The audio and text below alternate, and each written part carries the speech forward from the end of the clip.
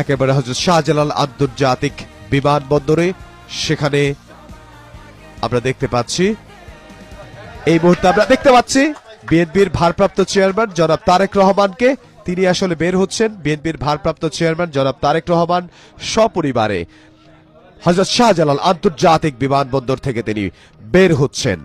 তার সাথে রয়েছেন তার স্ত্রী ডক্টর জুবাইদা রহমান, তার মেয়ে জাইমা রহমান। তারা আসলে একসঙ্গেই লন্ডন থেকে, লন্ডনের হিথ্রো বিমানবন্দর থেকে সিলেটে পৌঁছান এবং সিলেট থেকে ঢাকার হযরত শাহজালাল আন্তর্জাতিক বিমানবন্দরে এসে পৌঁছালেন এবং হযরত শাহজালাল আন্তর্জাতিক বিমানবন্দর থেকে তারা এখন বের হচ্ছেন। আমরা সরাসরি সেটি দেখছি।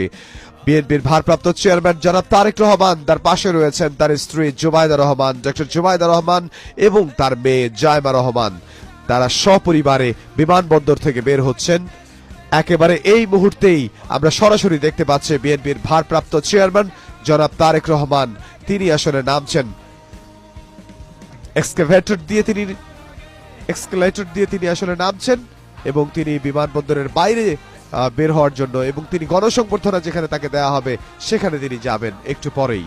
এবং আমরা দেখছি যে সপরিবারে বিএনপির ভারপ্রাপ্ত চেয়ারম্যান জনাব তারেক রহমান তিনি বের হচ্ছেন হযরত শাহজালাল আন্তর্জাতিক বিমানবন্দর থেকে। অবশেষে দীর্ঘ 17 বছরের অপেক্ষার পর দেশে পৌঁছলেন বিএনপির ভারপ্রাপ্ত চেয়ারম্যান জনাব তারেক রহমান। দেশের মাটিতে, ঢাকার মাটিতে তিনি পা রাখলেন। এই মুহূর্তে তিনি ঢাকার মাটিতে পা রাখলেন। আমরা সরাসরি সেটি দেখছি। বিএনপির ভারপ্রাপ্ত চেয়ারম্যান জনাব তারেক রহমান, তার পাশে রয়েছেন, তাকে স্বাগত জানাচ্ছেন বিএনপির ভারপ্রাপ্ত বিএনপি মহাসচিব মির্জা ফখরুল ইসলাম আলমগীর। বিএনপির ভারপ্রাপ্ত চেয়ারম্যানকে স্বাগত জানালেন বিএনপির স্থায়ী কমিটির সদস্য মির্জা আব্বাস। বিএনপির ভারপ্রাপ্ত চেয়ারম্যানকে স্বাগত জানালেন বিএনপির স্থায়ী কমিটির সদস্য সালাউদ্দিন আহমদ। বিএনপির স্থায়ী কমিটির সদস্য যারা, তারা আগেই হযরত শাহজালাল আন্তর্জাতিক বিমানবন্দরে তাকে স্বাগত জানানোর জন্য, তাকে শুভেচ্ছা জানানোর জন্য উপস্থিত হয়েছেন। আমরা একটু আগেই বলেছি, এখন এই বিএনপির গয়েশ্বরচন্দ্র রায়, আমরা তাকে দেখছি বিএনপির স্থায়ী কমিটির সদস্য, তিনি স্বাগত জানাচ্ছেন বিএনপির ভারপ্রাপ্ত চেয়ারম্যান তারেক রহমানকে।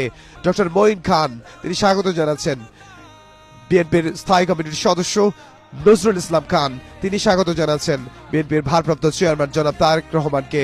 এবং আমরা দেখতে পাচ্ছি আমির খসরু মাহমুদ চৌধুরী, তিনি স্বাগত জানাচ্ছেন বিএনপির ভারপ্রাপ্ত চেয়ারম্যান জনাব তারেক রহমানকে।